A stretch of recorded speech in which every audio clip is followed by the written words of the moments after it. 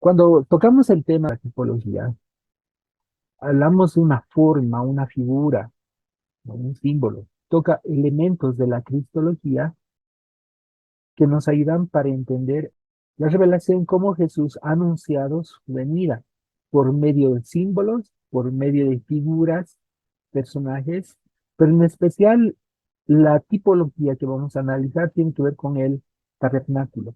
No con el templo, sino con el tabernáculo de Moshe, ya Moisés. Hablar del tabernáculo es muy extenso, lleva mucho tiempo. Debido a que tiene hartos elementos relacionados con el hombre, con Cristo, con el tema de la redención, y todas las figuras hablan de este tema de salvación y redención, ¿no? Desde la expiación, o sea, desde la venida de Cristo, desde su ministerio pastoral, desde el momento de la crucifixión hasta el proceso de la resurrección y después al tema de la redención y de la segunda venida. Entonces, el tabernáculo tiene muchos elementos y mucha simbología. Y por eso cuando se hace un análisis de tipología, nos enfocamos no tanto en los personajes, sino nos vamos a enfocar mucho más en los elementos del tabernáculo. Si hablamos de toda la Biblia del Antiguo Testamento, es la preparación y nos prepara para conocer el Mambra, ¿ya? El, el Mambra es la palabra revelada. Entonces Jesús es el logos. Logos es un término del hebreo, ¿ya? No es un término griego, sino, logos, claro, es una palabra griega, pero a veces se malentiende. Y una de las cosas que a veces cuestiono mucho y a veces necesito ubicarles a los hermanos y a los pastores es en el tema de que cuando hablamos del Nuevo Testamento, tenemos que entender bajo el pensamiento del mundo judío. Y tenemos que pensar desde el punto de vista del enfoque judío, como ellos más o menos terminaban algunas cosas. Y lo primero es que ellos miraban a Jesucristo como el membra, palabra revelada de Dios. Entonces, para Dios, cuando Jesús vino, los judíos escucharon la palabra membra, pero el membra para ellos era Dios manifestado en carne, porque el membra es la palabra misma de Dios hablada que estaba desplazándose en la tierra. Y por eso los judíos se dan cuenta de lo que estaban diciendo de Jesús, y Jesús era el Mesías, y era difícil asimilar, ¿no? Ese pensamiento. Entonces, para asimilar ese pensamiento de que Jesús era el Mesías, los autores de los evangelios empiezan a proyectar, ¿no? Algunas ideas acerca de términos tipológicos de Jesucristo, porque ellos querían demostrar y hacer ver que los profetas, el Antiguo Testamento o la Torá, hablaba de Jesús y hacían elementos importantes y cosas que tienen que ver con la figura de Cristo, tanto en los personajes bíblicos que son figuras y con los tipos. Y uno de los tipos esenciales tenía que ver con el tabernáculo. Y de ahí que, para deducir a esta palabra, nosotros usamos la primera, ¿no? El escritor Bullinger dice, nos da una correcta definición acerca de qué es un tipo. Tipo es un vocablo griego de tipnein, que significa golpe o imprimir una marca. Como figura de dicción, significa una sombra. Colosenses 2:17. Colosenses, ¿cuánto dijo, pastor? 2:17. 2:17, ¿verdad? Sí, por favor. Todo lo cual es sombra de lo que ha de venir, pero el cuerpo es de Cristo. Ah, todo, fíjense que está hablando de una sombra, una proyección, ¿no? Es interesante porque nos habla de una forma de proyección, todo lo cual es sombra. Y está hablando El 16, nadie os juzgue por comida y bebida, en cuanto a fiestas, ¿no? Y todas esas cosas dice que son sombras. Pero, ¿qué comida? ¿Qué fiesta? Porque muchos dicen, no, es cualquier comida. No, se refiere a las solemnidades, fiestas solemnes que tenía el pueblo de Israel. Ya, vamos a ver Hebreos 10. ¿Alguien ya lo tiene? Amén. 10. Porque la ley, teniendo la sombra de los bienes venideros, no la imagen misma de las cosas, nunca puede, por los mismos sacrificios que se ofrecen continuamente cada año, hacer perfectos a los que se acercan. Y es una cosa interesante que ocurre con este versículo. No sé si alguna vez ustedes han ido y de pronto cuando han pensado hacer una casa, lo primero que han hecho es idear en la mente. El doctor José Martínez, que es un escritor de hermenéutica bíblica, define la tipología como el establecimiento de conexiones históricas entre determinados hechos. Lo mismo que le está diciendo, un mensaje que he recibido hace mucho tiempo y intento decodificar y sigo intentando decodificar hasta ahora. Y tanto varones como mujeres hacen eso, ¿no? Los tipos, sean en especial cosas o personajes, ¿no? Y hechos y personas y objetos semejantes del Nuevo Testamento que son antitipos, porque la figura es el tipo, ¿no? Jesucristo, ¿ya? La base esencial de la teología del Antiguo Testamento se basa en que esos son antitipos y el tipo es Jesús. Ambas, como sugerencia, dice Feinbein, ¿no? Y son compatibles a dos ríos paralelos unidos entre sí por canales. Esos canales son los tipos, similitudes básicas entre el Antiguo y el Nuevo Testamento. Entonces, ¿qué significa? Significa que el Antiguo Testamento estaba proyectando la figura de Cristo, ¿ya? Estaba proyectando la imagen de Cristo. Y esa imagen de Cristo, ¿ya? Era una sombra, ¿no? En todas esas figuras que aparecían en el Antiguo Testamento, y llegado el momento, aparece Jesús. Pero esas similitudes ya tenemos que mirar basado en una idea. El doctor Ricardo de Hahn dice, este profesor, ¿ya? Todo el sistema ceremonial y las leyes civiles dadas por Dios a Israel están llenos de tipos, de tales tipos. Y Hebreos nos habla de su cumplimiento, los animales ofrecidos sobre el altar representaban a Cristo, ¿no? Los muebles, los utensilios de la tabernáculo, el templo, ¿no? Prefiguran su obra redentora. Fíjense lo que Dios habla al profeta Isaías. Dice, la palabra pues, ¿no? Isaías 28:3. A ver, leamos este pasaje. ¿Alguien puede leerlo? Dice, la palabra pues de Jehová le será mandamiento tras mandamiento, mandato sobre mandato, renglón tras renglón, línea sobre línea, un poquito allí, otro poquito allá, hasta que vayan y caigan de espalda y sean quebrantados, enlazados y presos. Entonces, ¿para qué? Porque en hebreo las palabras se analizan, ¿no? En el contexto y hay otra forma de analizar palabra por palabra y después se analizan letra por letra. Y eso es porque en hebreo no solamente se lee, el hebreo se canta, son números, es matemática en realidad, porque toda la Biblia del Antiguo Testamento son números. Ah, las letras en hebreo tienen un número. Ese sistema numérico lo copiaron los romanos, después también los griegos y otros pueblos más. La Biblia tiene notas musicales. La Biblia no se lee corrida.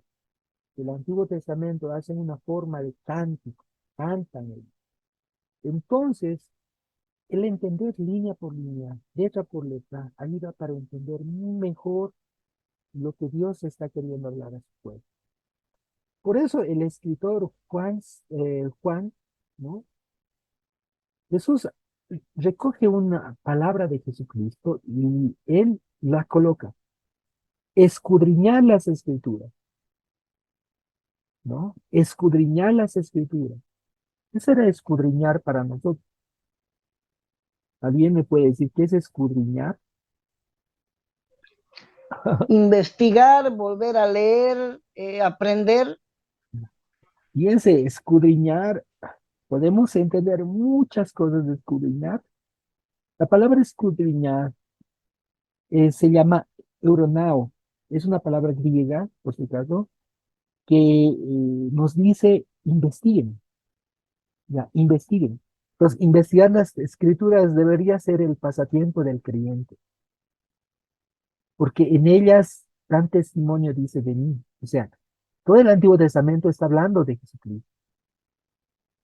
Entonces yo debo encontrar las pistas que me hablan de Jesús en el Antiguo Testamento para entender a Jesús en el Nuevo Testamento.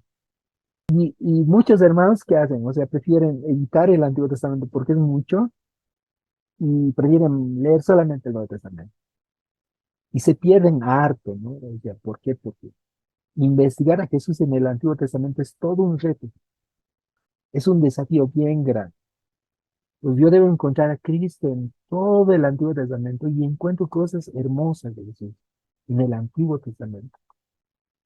Entonces, ¿se acuerdan lo que Jesús estaba con los del camino de Maús? ¿No? ¿Qué hacían los del camino de Maús? ¿No? ¿De qué están hablando? Les dice, ¿no? Jesús cuando se aparece a ellos. Y ellos le dicen, es que había una persona que pensábamos que era ¿no? el Mesías que estamos esperando. Dice, no, pero no ha muerto. Dice, ¿no? ¿Y Jesús qué hace? En el camino, ¿no?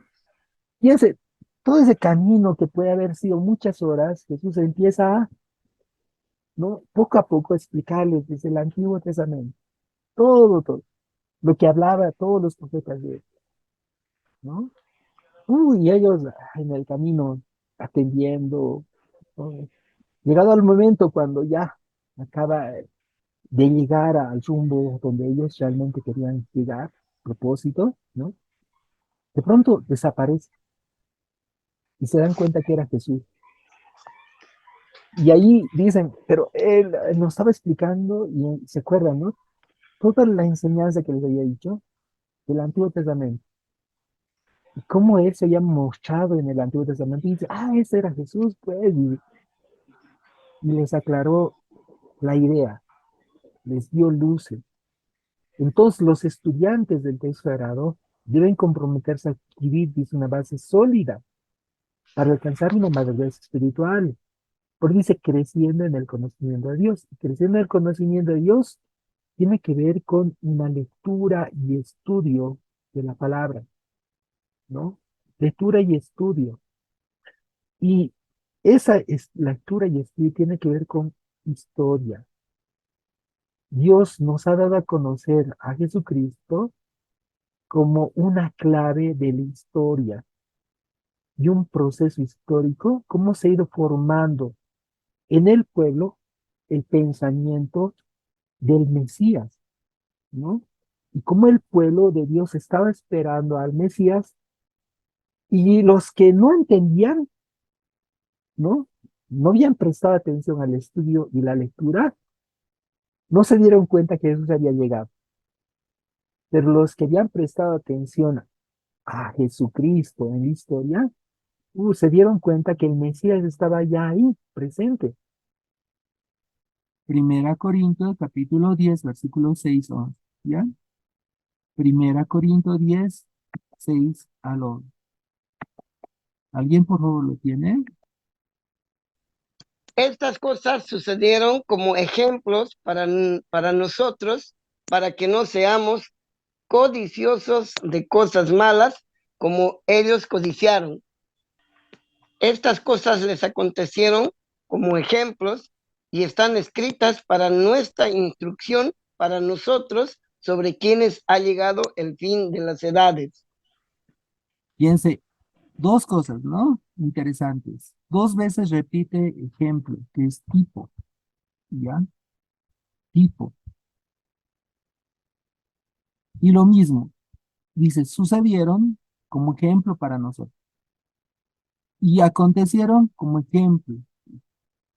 Y están escritas para amonestarnos. ¿No ven? Entonces tiene un propósito. Vamos a ver ahora el otro segmento, que también nos da una cosa interesante, ¿ya? Una referencia. Sombras, ¿no? Colosenses 2:17, ¿ya? Colosenses 2:17. Todo ello es solo una sombra de lo porvenir, pero la realidad pertenece a Cristo. ¿Por qué será importante entender ese justificativo de la sombra? Porque lo que les había dicho, una sombra está reflejando algo que va a ocurrir, algo que va a aparecer. Esa palabra, sombra, de lo que había de venir, es una forma de sentido de presagio, ejemplo de prefigurar o presenciar lo que está por venir, una sombra. El otro versículo que vamos a leer, que decía ahí, es Hebreos 8:5, ¿ya? Y Hebreos 10:1. Amén. Amén. 8:5, ¿verdad?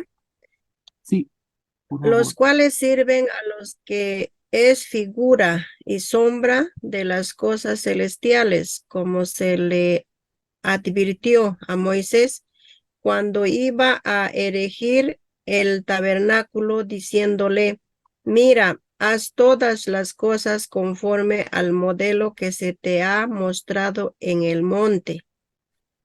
Fíjense, mm, esto dice los cuales sirven a lo que es figura y sombra de las cosas celestiales. O sea, cuando le advierte a Moisés, está diciendo, hay algo que ustedes están haciendo. Están celebrando, están haciendo ofrendas, están haciendo muchas tradiciones que se les está enseñando, pero esos son sombras y figuras de aquello que van a llegar a servir. Pero ya están sirviendo, pero llegado el momento van a entenderlo mejor. Y ya se le había advertido esto a Moisés, ¿no? Moisés estaba esperando eso y le dice, mira, haz todas las cosas conforme al modelo que se te ha mostrado en el monte. ¿Cuál era el modelo? ¿No? El tabernáculo. Entonces, y el tabernáculo era una sombra y figura de aquello perfecto que era Jesús.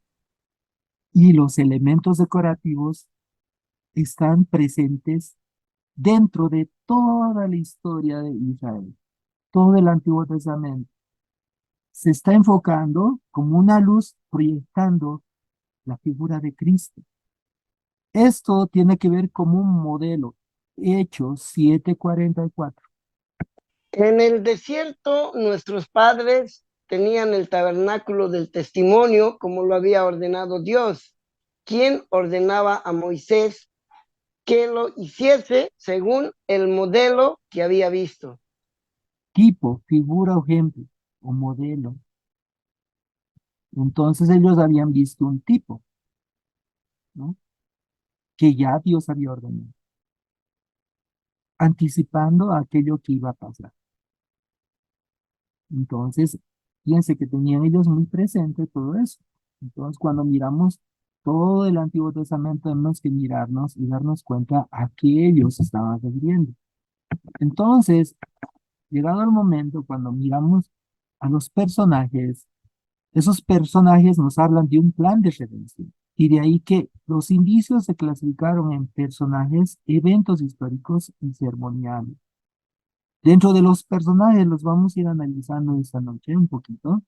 Si nosotros analizamos la figura de Adán y Noé como personas, como tipos, tenemos que darnos cuenta que Adán era de la tierra, y Cristo es el cielo, ¿no? Dos figuras interesantes. Cuando el hombre fue creado conforme a la imagen y semejanza.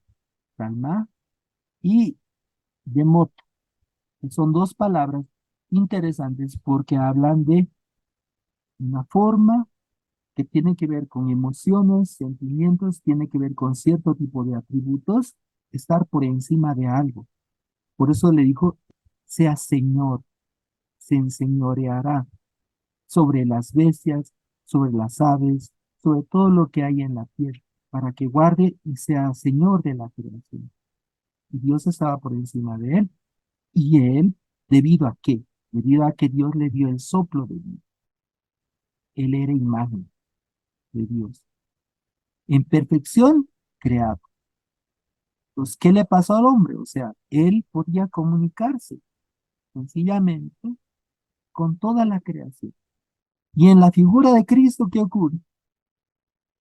¿No? Fíjense que Jesús está en el barco y de pronto los discípulos están asustados de miedo. Él está dormido en la barca. Y los discípulos están a un paso de ahogarse, porque esa es la condición mental de ellos.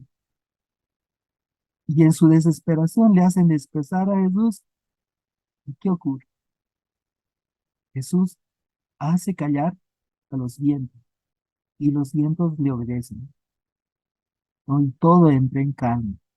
Ahora sí vamos a ir entendiendo otra figura, ¿ya? Voy a ir al mismo libro que estamos viendo, ¿ya? Fíjense que Adán también es puesto como cabeza de su esposa, Eva, ¿lo ve? Sí. Eva.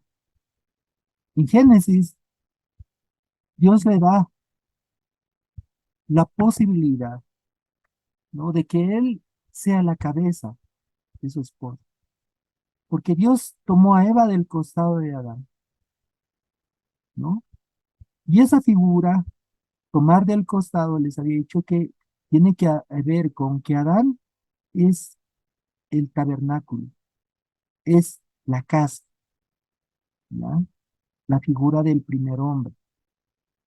Porque nosotros somos templos. La palabra templo tiene que ver con tabernáculo y lo que hay adentro de nosotros es justamente un lugar donde Dios va a sentarse, va a habitar en nuestro corazón. Y Eva fue tomada de la costilla de un costado y era la puerta. Y la iglesia, fíjense, fue tomada del costado herido de Jesús en la cruz. Fíjense esa figura, ¿no? Génesis 21, 2:21, a ver, fíjense, y lo vamos a comparar con Juan 19:34. Entonces Jehová Dios hizo caer sueño profundo sobre Adán, y mientras éste dormía, tomó una de sus costillas y cerró la carne en su lugar. Entonces, la razón de que haya tomado una costilla es justamente que Dios va a usar esa puerta. ¿Para qué? Va a formar una sola familia. Tanto varón y mujer son uno solo, ¿ya? Uno solo. Y aprovecha eso para generar un espacio en el cual Dios va a entrar a habitar dentro del hombre. Vamos a ir al otro versículo. ¿Alguien lo tiene? Amén. Pero uno de los soldados le abrió el costado con una lanza, y al instante salió sangre y agua. Fíjense, le abrió el costado y ¿qué salió de él? Sangre y Sangre agua. y agua. Dice dos cosas importantes, ¿no?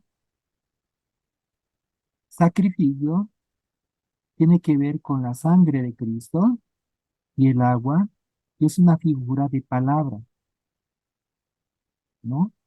Para tiene que ver con expiación, ¿no? Porque el agua es palabra de Dios, entonces hay una forma de expiación y justamente en ese costado sale de Jesús y cae la sangre y el agua como un tipo, una simbología de derramar sobre la iglesia directamente y redime de esa manera a su pueblo. La figura del bautizo y la figura de la expiación que se derrama encima de cada creyente como una figura esencial del cubrimiento de Jesús que ocurría en el Antiguo Testamento, en el templo. Porque en el templo había rociamientos y lavamientos, fíjense. Uno de los lavamientos se hacía en el lavacro de bronce y después iba el tema de la expiación, que se hacía con la sangre de los corderos y en especial se derramaba sangre, ¿no? Untando la sangre sobre el dedo índice y se lanzaba hacia el arca del pacto. Cuando Eva engendra hijos, la iglesia también engendra hijos, ¿no? La diferencia de los hijos de Eva es que no pueden alcanzar la redención. También dentro de Génesis se encuentra una forma de expiación usando pieles. En Adán y Eva necesitaban ser transformados, cambiados, porque ellos, dice, se encontraron desnudos. Entonces, cuando uno está desnudo, intenta esconder su desnudez con sus acciones humanas. Piense que las personas cuando crean un daño a una persona, siempre están justificando sus malas acciones y esconden el pecado. Lo primero que hicieron los Adán y Eva, ¿no? Se hicieron pieles para esconder su desnudez. Las vestiduras no les servían porque eran vestiduras hechas de tipo humano y eso habla de las justificaciones.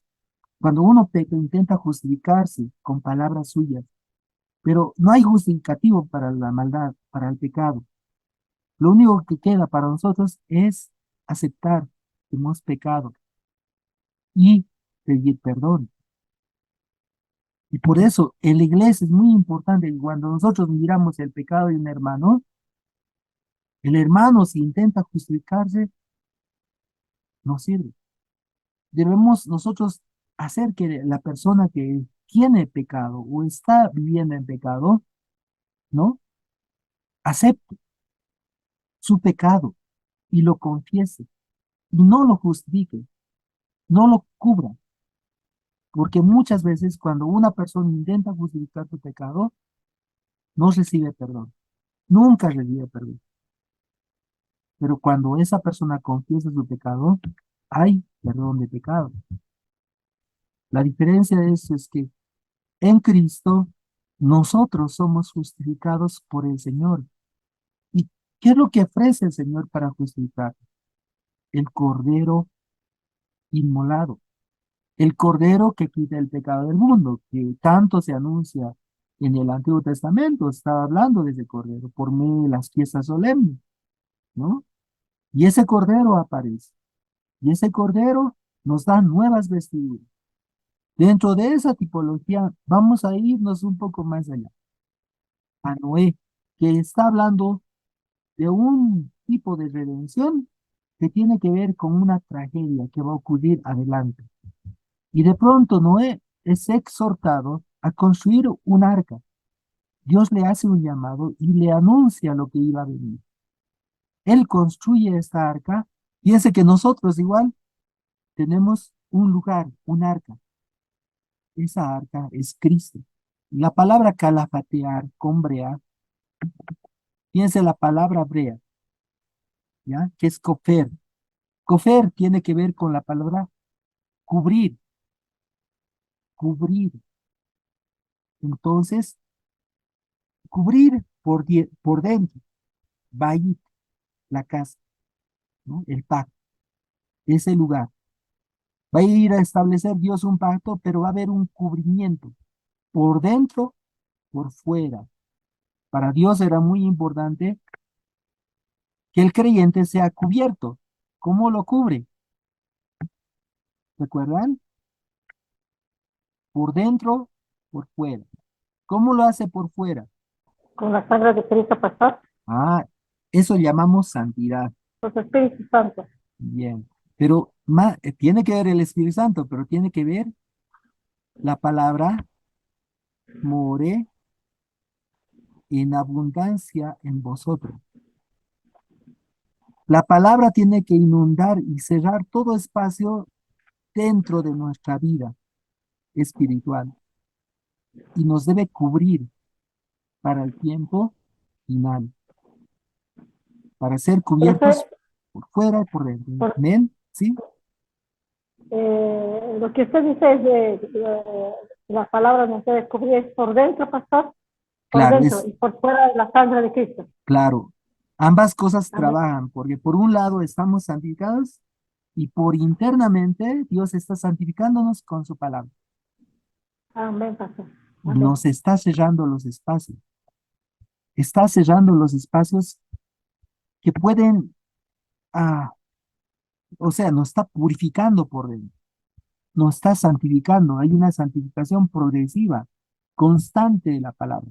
Fíjense que la palabra calafatear tiene que ver con la palabra poner un abrigo. Cuando salen del arca, ¿quién abre la puerta? No es el hombre, es Dios. Dice que así como Dios había cerrado la puerta, también abre la puerta. Y el plan se cumple. Y eso tiene que ver mucho Hebreos 1, 8 al 12. Vamos a ver eso. Hebreos 1, 8 al 12. Mas el Hijo dice, tu trono, oh Dios, por el siglo del siglo. Cetro de equidad es el cetro de tu reino. Es muy interesante esa figura debido a que Cristo, cuando la mujer, ¿no?, le echa el perfume a Jesús, miren, lo que ha hecho esta mujer, ustedes todavía no lo entienden, ¿no? Ellos no entendían lo que vio. Era una forma de figura que tenía que ver con lo que había pasado en el Antiguo Testamento. Es sellada esa promesa y hay elementos que van a ser usados como una ilustración del hecho de Cristo que ya estaba sellado y preparado para el sacrificio, preparado ya para la muerte y preparado ya para la redención. Y los que iban a estar ahí adentro, Pablo dice, juntamente soy con Cristo crucificado. Ya no vivo yo, mas Cristo vive en mí. Romanos 8:1. Ahora pues ninguna condenación hay para los que están en Cristo Jesús. Sí. Los que, dice, no andan, Los que están, pastor. ¿no? Fíjense, los que no andan conforme a, dice, ¿no? Conforme a la carne. Algo interesante posteriormente va a pasar con una figura. Una de esas figuras es Melquisedec. Es un tipo de Cristo por muchas razones. La primera razón se llama Rey de Justicia o Rey de Paz. La referencia interesante es que uno no tiene genealogía. No se menciona la genealogía de él. Dice en Hebreos 7:3 que no tenía padre ni madre, o sea, absolutamente alguien desconocido. Vamos a ver Hebreos 7, versículos 2, 3 y el versículo 21 y el 24. Porque ese Melquisedec, rey de Salem, sacerdote del Dios Altísimo, salió a recibir a Abraham y volvía de la derrota de los reyes y lo bendijo, a quien asimismo dio a Abraham los diezmos de todo. Fíjense, cuyo nombre significa Rey de Justicia y también Rey de Salem. Esto es Rey de Paz. Sin padre, sin madre, sin genealogía, que ni tiene principio de días ni fin de vida, sino hecho semejante al Hijo de Dios, permanece sacerdote para siempre. Otra forma, otra figura aparece también en la forma de el origen de Maná. Alguien puede, vamos a leer eso, ya Éxodo 16, 4. ¿Alguien lo tiene? Dice la palabra de Dios, y Jehová dijo a Moisés, he aquí yo os haré llover pan del cielo, y el pueblo saldrá y recogerá diariamente la porción de un día, para que yo lo pruebe si anda en mi ley o no. ¿No? Entonces digo Moisés, Aarón, a todos los de Israel, en la tarde sabréis que Jehová os sacará de la tierra de Egipto y les habla, ¿no? De qué era lo que iba a hacer Dios ahí, ¿no? Cómo Dios les iba a dar provisión de alimentos. Y toda la congregación salió ahí, miraron y de pronto en la tarde, bueno, venía la tarde, aconteció que el rocío cesó de descender y aquí sobre la faz del desierto una cosa menuda, redonda, menuda, como escarcha sobre la tierra, ¿ya? Y le dije, y viendo los hijos de Israel, se dijeron unos otros, ¿qué es esto? ¿Ya? ¿Qué es esto? De ahí sale la palabra maná, porque man significa ¿qué? Entonces vamos a quedarnos con ese significado. Cuando les pregunte a alguien, ¿qué significa maná? Significa, ¿qué es esto? Juan capítulo 6, versículos 50 y 51. Pero este es el pan que baja del cielo, y el que come de él no muere. Yo soy el pan vivo que bajó del cielo. Si alguno come de este pan, vivirá para siempre. Este pan es mi carne y que daré para que el mundo viva. Él se identifica como el pan del cielo. ¿Será que los judíos identificaron a Jesús como el maná del cielo? Juan capítulo 16, versículo 17. 16, 17 dice: entonces algunos de sus discípulos se dijeron unos a otros: ¿qué significa esto? Que nos dicen, un poquito y no me veréis, de nuevo, un poquito y me veréis. ¿Y por qué voy al Padre? Ellos involuntariamente están expresando, ¿qué es esto que él está haciendo? ¿Qué es esto que estamos escuchando? ¿Qué es esto que estamos oyendo? ¿No? Entonces, ese es el maná que estaba descendiendo y se ve identificando en varios pasajes del Evangelio, cuando de pronto Jesús estaba hablando, ¿no? Un versículo muy claro. A ver, vamos a buscar esto en el libro de mm, ya Marcos 1:27, 1:22, 1:27. Dice así: la gente quedó asombrada de su enseñanza porque porque lo hacía con verdadera autoridad, algo completamente diferente de lo que hacen los maestros de la ley religiosa. Y ahora el 27, ¿no? El 27 dice así: el asombro se apoderó de la gente y todos comenzaron a hablar de lo que había ocurrido. ¿Qué clase de enseñanza nueva es esta? Se preguntaban con emoción. Tiene tanta autoridad, hasta los espíritus malignos obedecen sus órdenes. Piense, en la Reina Valera 60 dice, ¿qué es esto? ¿Qué nueva enseñanza es esta? ¿No? Y usan esa expresión, man. Entonces, los judíos claramente, sin darse de cuenta, identificaban que Jesús era el pan que había descendido del cielo. Ya, Juan capítulo 6, versículo 31. Nuestros padres comieron el maná en el desierto, como está escrito, pan del cielo les dio a comer. Fíjense, ¿y qué les dice Jesús?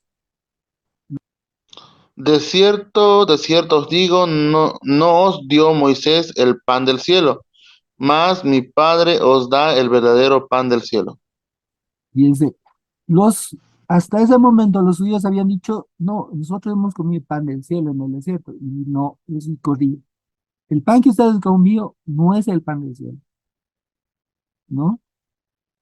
Y esto tiene una razón, solamente era un símbolo, no era real. El verdadero pan real era Cristo. Por eso dice, no, no es el verdadero pan del cielo, porque el pan de Dios es aquel que descendió del cielo, ¿no? Y da vida al mundo, ¿no? Y le dijeron, danos, Señor, siempre ese pan. Y Jesús les dijo, yo soy el pan de vida. El que a mí viene nunca más tendrá hambre, nunca tendrá hambre. El que en mí cree no tendrá sed jamás, ¿no? Porque eso se identifica aquí ya como el pan del cielo, pero también como la roca, ¿no? La roca que ellos, el agua que bebieron allá en el desierto que producía la roca, ¿no? Entonces hay una identificación de Jesucristo como el verdadero maná, no como la figura que era una sombra nada más de aquello que ellos estaban deseando, ¿no? Bien. Entonces, Cristo era el que les iba a saciar el verdadero hambre espiritual. En el desierto el pan no aguantaba, fíjense en el relato, no era el alimento, ese alimento que podía salir desde las necesidades, no de una sola vez a ellos, sino que era algo reiterativo. Tenían ellos que salir constantemente para recoger ese pan y había unas reglas que se les daban, ¿no? El maná tenía que recogerse diariamente, ¿no? Y a diferencia del cristiano, también el maná verdadero es un alimento y se alimenta de la palabra de Dios. Y es el maná de Dios, su palabra. Pero la diferencia es que ese maná es el verdadero pan del cielo, ¿no? Porque las palabras de Él son palabras y alimentos del cielo. Abraham tiene una figura muy interesante como una vida de fe, pero hay reflejos de la persona de Jesús dentro de su vida misma, ¿ya? Ah, primero, tiene una vida separada, ¿no? Es bien contradictoria la vida de Abraham, ¿ya? Porque al inicio tiene una vida muy interesante, tiene que ser transformado en el ser que Dios quería usar. Pero hay elementos que se recogen de Abraham, primero por su llamado, se lo separa de la tierra, de la región de Ur, ¿no? Se le separa. En el tema de Abraham es una figura interesante porque hay elementos, por un lado, muy da detalles, por ejemplo, de la misma región Ur, que es la región de luz, es el nombre de Ur, ¿no? También indica señal, esta misma palabra, ¿ya? Entonces sale de una región, es llamado y se le aparta de su familia para un propósito. En medio de esa separación de su parentela, es complicado porque, a diferencia de esa parentela que tenía, en ese proceso de separación, Abraham cometió muchos errores, porque primero no obedeció completamente a Dios, se llevó a su padre consigo, su padre murió en Harán, ¿no? Ah, es el nombre que se le designa, se le designa ese territorio debido a la muerte de su papá. Posteriormente, su Lot le acompañó hasta cierto grado, entonces hay un proceso. Pero lo interesante es que igual, o sea, Jesús es separado para un propósito.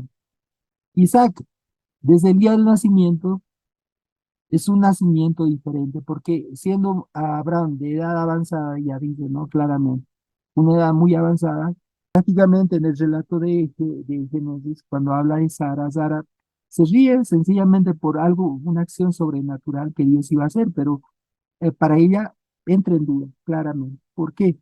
¿Hay una justificativa para que Sara entre en duda? Sí, hay fuerte justificativo, por una simple razón. Ya les voy a explicar ahora. Abraham era muy viejo, demasiado viejo para la edad, para ser padre. Sara se sentía que su cuerpo era como una ropa empolillada. Sara se sentía como un trapo viejo, perforado, que ni siquiera ya podía caminar bien como antes en su juventud, entonces ya no tenía, había ese sueño de ser madre, se le había pasado ya hace mucho tiempo de la cabeza, ¿no? Pero Abraham era el que, ¿no? Con fe andaba y quería tener un hijo. Esa es la diferencia. Entonces, Sara, claro, dice, vamos a tener un hijo, pero no, ya no le daban ni le daban. Entonces, por eso se ríe, ¿ya? La promesa por eso va y dice Abraham se ríe. Y la diferencia de Sara se ríe porque Sara entiende que en su cuerpo, ¿cómo es posible que tenga un hijo, no?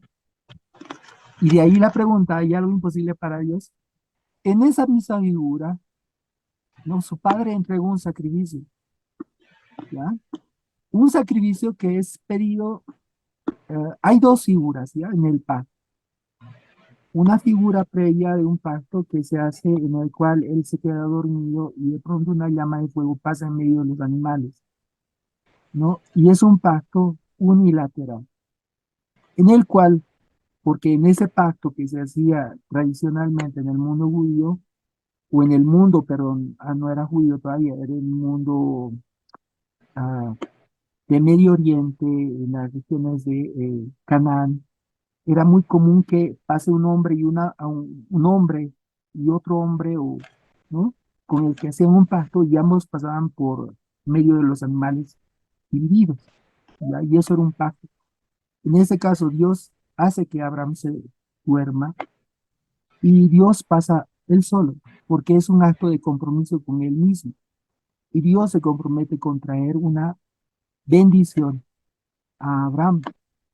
Y ese es justamente un compromiso de Dios también con el hombre, en el cual Dios le promete a la humanidad redención por medio de él mismo. O sea, no amerita el hombre en ser incluido dentro de este pacto, porque el pacto es consigo mismo. Y Dios va a traer redención a causa de la promesa que él mismo se hace, de traer redención al hombre, porque tienen que estar a la par de los pactos, y eso es lo difícil, ¿ya? Los pactos de Dios, hay dos diferencias, son dos palabras, son diate que sunte, que es muy diferente en griego, son pactos en los cuales Dios se mete, pero él mismo por propia voluntad. Y es así como de pronto, en medio de esa promesa, Dios le pide a su hijo ser sacrificado.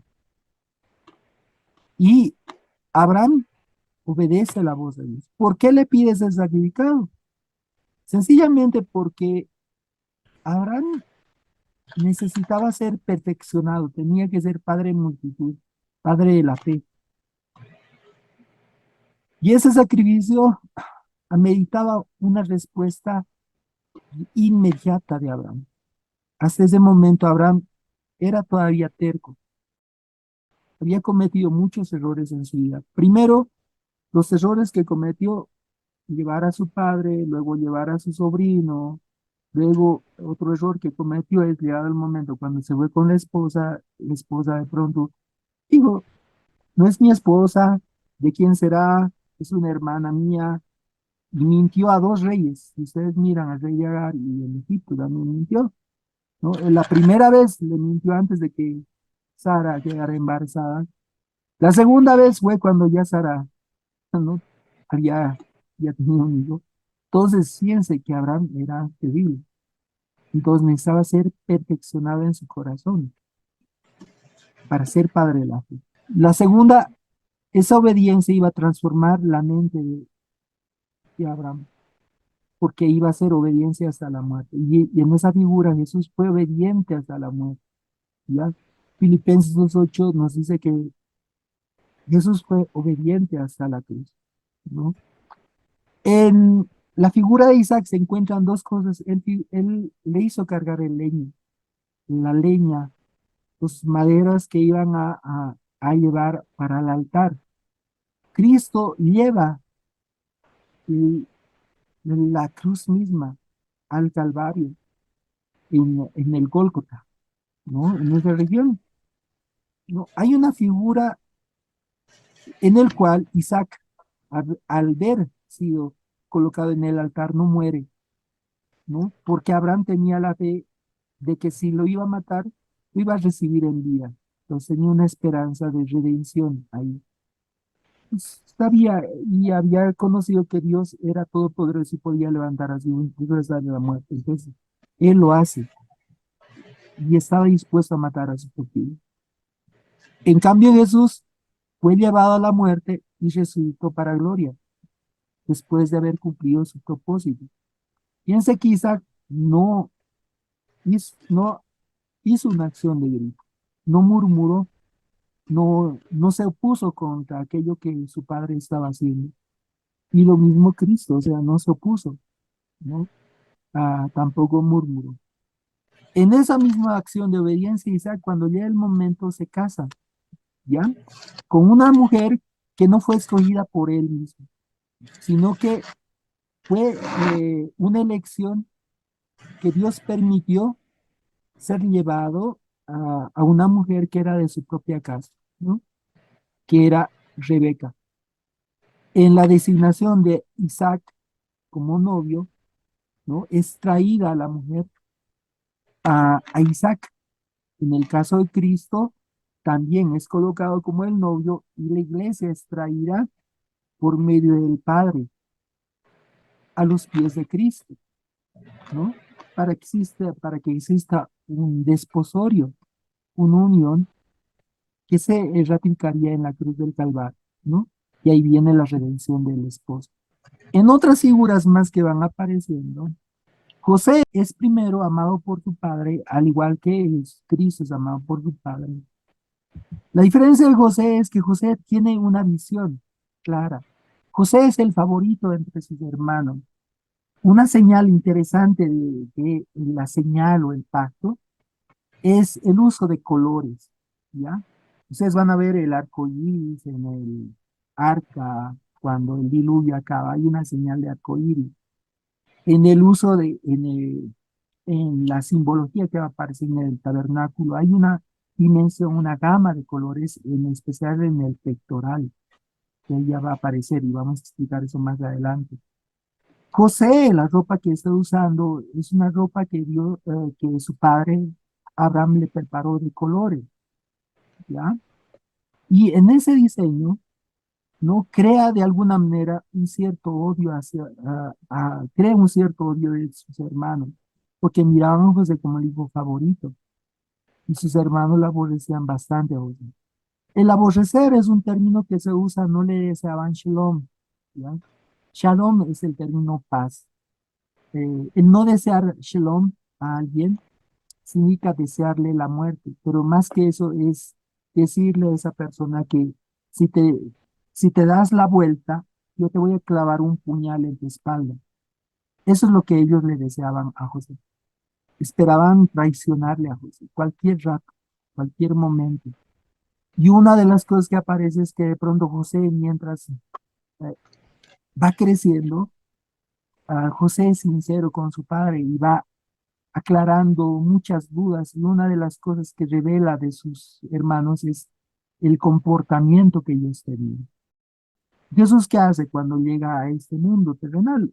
Refleja y habla del comportamiento de los hombres, la actitud que ellos tienen, ¿no? Como el hombre está metido en pecados, entonces genera el odio de los judíos, de ese entorno que necesitaba redención. José se gana el desprecio de sus hermanos y en ese desprecio va creciendo y mucho más todavía con una promesa. La promesa en el cual tanto Abraham como, tanto como Jacob, ¿no? Y su esposa, ¿no? Raquel, y sus hermanos iban a inclinarse ante él, ¿no? Iban a postrarse. Eso genera un fuerte odio en ellos. Y le hablan ahí como el misionario. Esta forma de hablar de ellos, ¿no? Es una expresión que se usa también con Jesucristo, ¿ya? Porque cuando Jesús empieza a anunciar el propósito por el cual había venido, y como él era el pan de vida, la puerta, era el maná, ¿no? Escondido de Dios, y empieza a explicar el plan de redención, el mundo igual lo quiere llevar a la muerte. La figura se presenta aquí, fue vendido por monedas de plata. En Génesis revela que fue vendido por 20 monedas de plata, mientras Mateo dice que fueron por 30 monedas de plata, que fue vendido Jesús por Judas. Entonces, hay una figura de ser usado, ¿no? La plata como un símbolo de redención.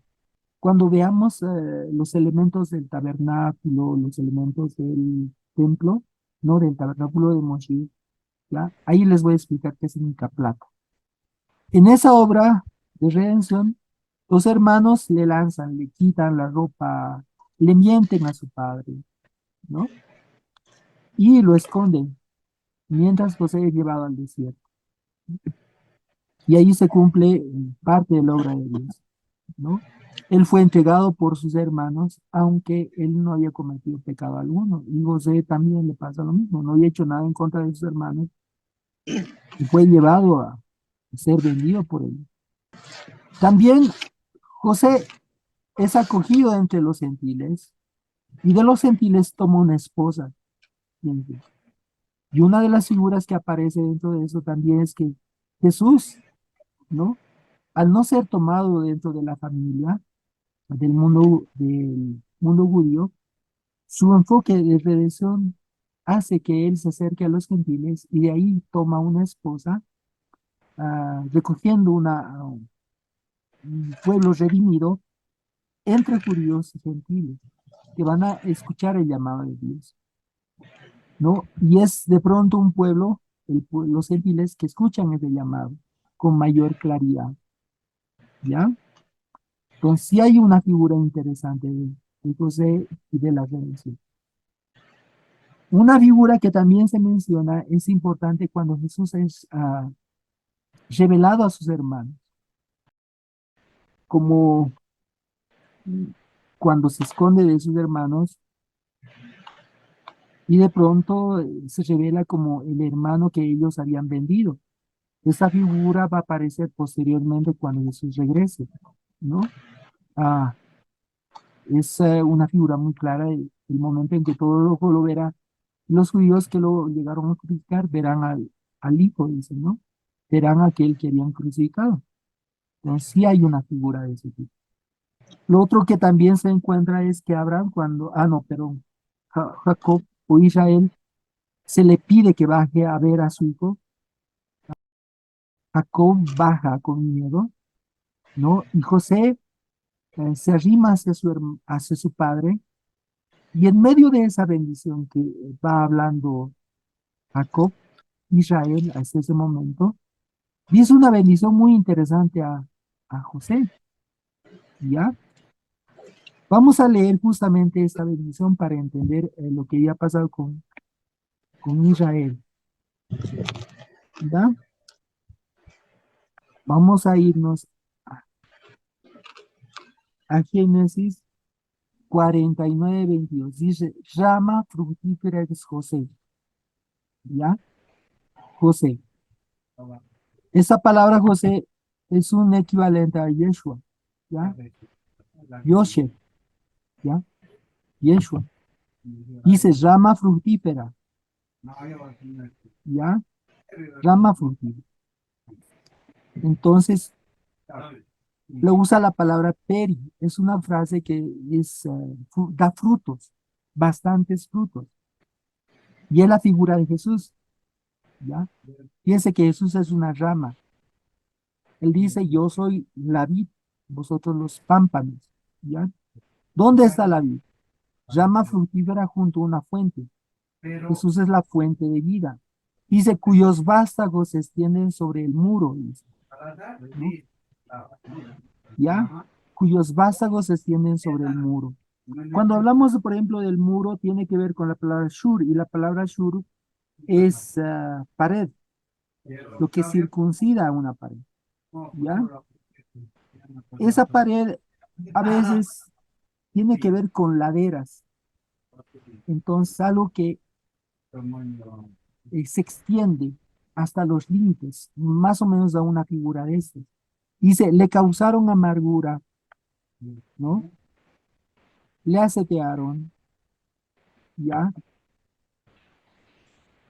Y le aborrecieron los arqueros, cuyos vástagos se extienden sobre el muro, le causaron amargura, le causaron dolor. Rab, dice, le dispararon.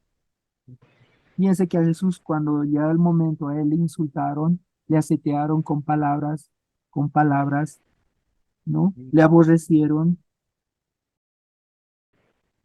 le odiaron, oponiéndose a él mismo, o sea, se opusieron constantemente a José hasta llegar a arquerearle. O sea, la palabra arqueros es intentar. ¿Se acuerdan la frase que en la Biblia dice, los hijos son como flechas, ¿no? Como flechas que tiene en su aljaba el hombre. Entonces, lo que hicieron ellos es intentar que no creara descendencia, ya, que ya no él produzca descendencia, ¿ya? Mas su arco se mantuvo poderoso, dice. Por eso habla del arco, porque su propósito era crear descendencia. Y en ese arco, como se mantuvo poderoso, dice, los brazos de sus manos se fortalecieron.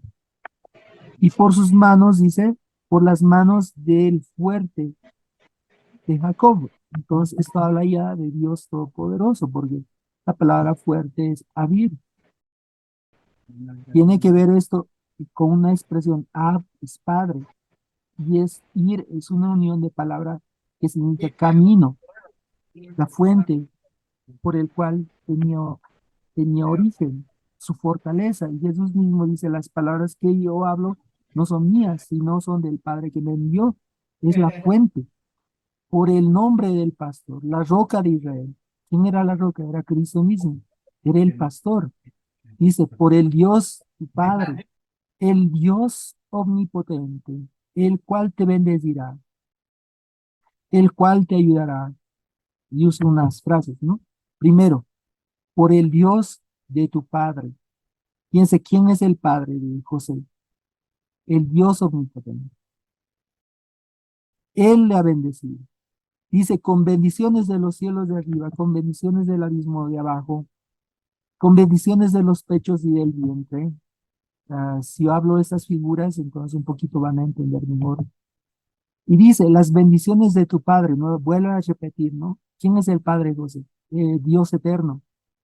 Dice, fueron mayores que las bendiciones de mis progenitores. O sea, aquí ya está diciéndole, José, tú estás muerto y vas a seguir muerto, porque Dios te ha quitado de mis manos y te ha hecho hijo suyo. Y el dolor que yo tenía ya me lo ha quitado. Ahora ya no te siento como si fueses parte de mi familia, porque tu Padre es Dios. Él es el que te ha quitado, Él es el que te ha amamantado, es el que te ha dado todo. Ya no soy ya no soy tuyo. Yo ya no soy tu padre, ¿no? Tú tienes un padre mucho mayor que te ha dado todas las bendiciones. Y lo mismo ocurre en Israel, o sea, cuando Dios es dado a Israel, Israel rechaza la bendición. Y Jesús se convierte en el Hijo de redención para toda la humanidad. Es entregado a los gentiles y a partir de ahí hay una redención universal a todo el mundo. Y lo mismo ocurre con Jacob. Lo entrega para que sea bendición a todo el mundo. Por eso le dice, hasta el término de los collados eternos, le dice. Entonces dice, será sobre la cabeza de Jesús. Es una figura en la cual habla de Jesús, cómo Jesús iba a ser la cabeza sobre todos los términos de la tierra. Iba a traer redención. Y dice, sobre la frente del que fue apartado entre sus hermanos. ¿Quién fue apartado entre sus hermanos? Jesús. Lo mismo que había pasado con José. Y fue arrebatado para hacer bendición a las naciones. Entonces, es la figura más clara que aparece dentro del Antiguo Testamento con la figura de José. Y es lo que dice aquí, o sea, con bendiciones de los pechos y del vientre, o sea, él, la bendición de los pechos tiene que ver donde emana la leche, la palabra de Dios, la palabra Shaddai se refleja esto, ¿no? Y la palabra Shadu es amamantar. Jesús es la palabra que amamanta al mundo entero. O sea, por su palabra el mundo es alimentado. Israel se desprende de Jesús, lo mismo que Jacob se tiene que desprender de su hijo para redención, ¿no? Entonces, pero hay unas dos figuras más interesantes aquí. La cueva dice, salgan, saquen mi cuerpo. En el 30 dice, llévenme al campo, ¿no? O sea, donde mis padres van a morir, o sea, sepúltenme allá. Y el lugar donde va a ser transportado en el versículo 30, 49, 30, se llama Macpela. Macpela significa redil, ¿ya? Significa, es una cueva que significa redil. ¿Y qué va a pasar allá?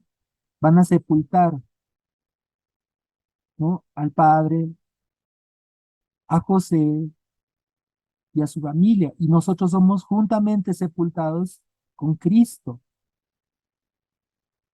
Todos estamos sepultados como redil juntamente con Cristo.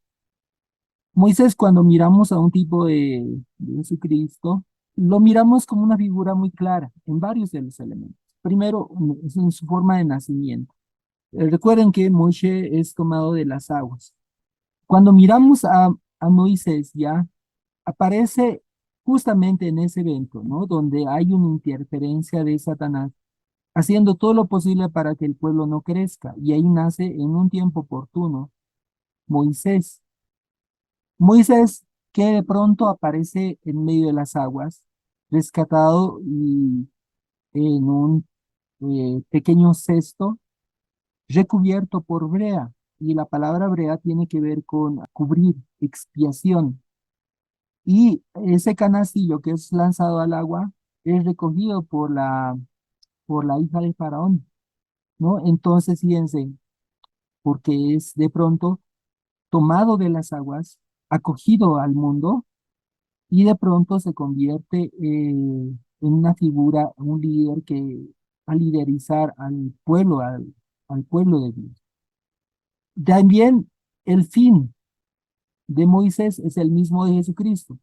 Tienen el propósito de libertar a los cautivos y de engendrar hijos, porque lo que va a hacer Moisés en la figura es como un símbolo de rescatar al pueblo, a los redimidos y llevarlos a la tierra prometida. Y lo mismo hace Jesucristo en ese propósito. Lo otro que dentro de esa aparición de la figura de Moisés, al inicio, el ministerio de Moisés es rechazado por su pueblo, pero el rechazo que genera Moisés es debido a lo que él hace. En cambio, la figura de Cristo entra al llamado, es llevado al desierto para ser tentado de la misma manera que fue tentado el primer hombre. Entonces hay unas figuras interesantes en esto.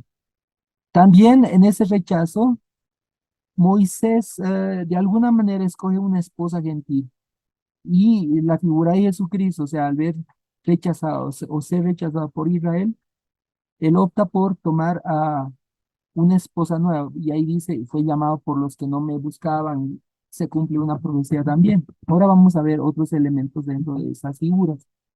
También en Éxodo capítulo 12, versículo 13, lo pueden ver, ¿no? El versículo. Amén, pastor. La sangre os servirá de señal en las casas donde estéis. Yo veré la sangre y en cuanto a vosotros pasaré de largo. Y cuando castigue la tierra de Egipto, no habrá en vosotros ninguna plaga para destruirlos. No habrá ninguna plaga para destruirlo. Y fíjense que la figura de Jesucristo es muy necesaria, elemental de que hay un sacrificio expiatorio, igual que en esta figura de redención.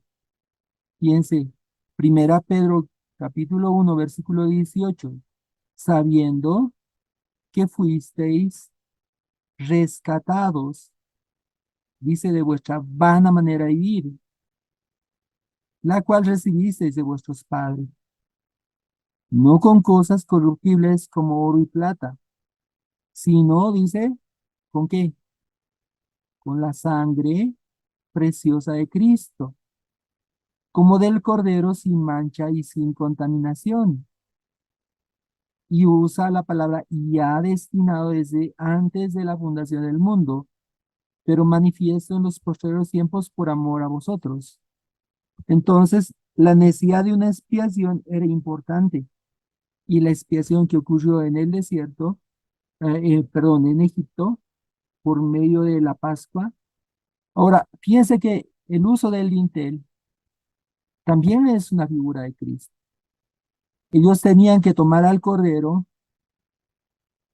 y hacer una inmolación. Tenían que matarlo y de esa sangre tenían que usarlo.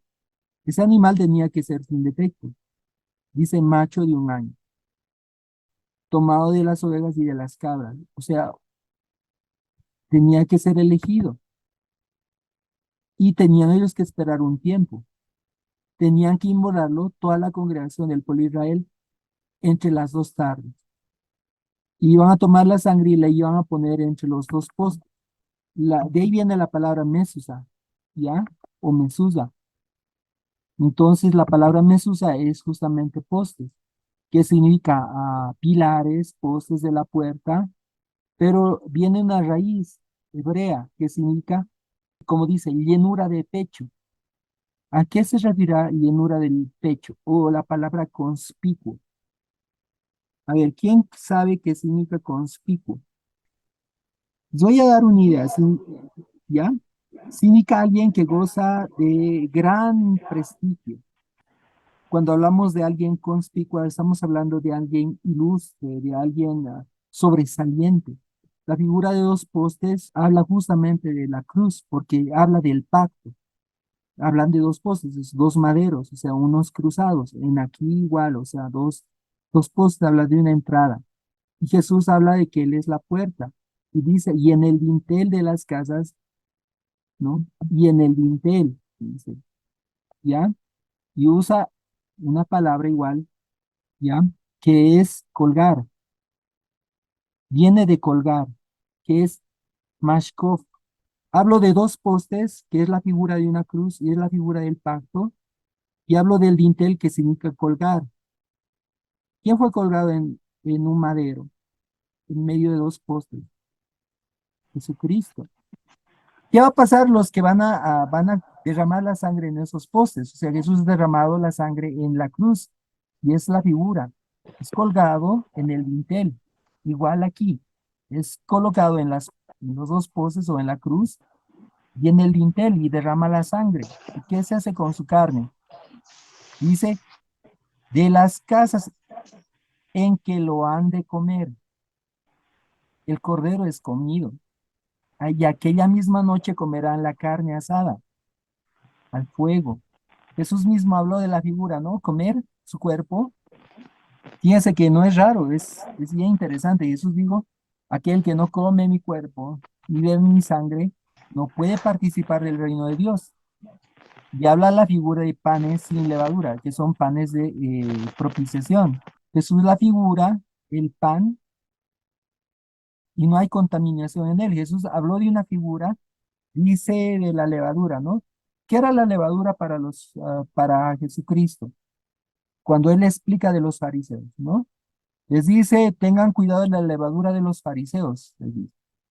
La levadura de los fariseos era la doctrina que ellos enseñaban. Eran doctrinas humanas, o sea, tergiversaciones de la palabra de Dios. Y Jesús no es una tergiversación de una enseñanza, sino de la misma palabra de Dios pura. Y dice, con hierbas amargas lo comerán.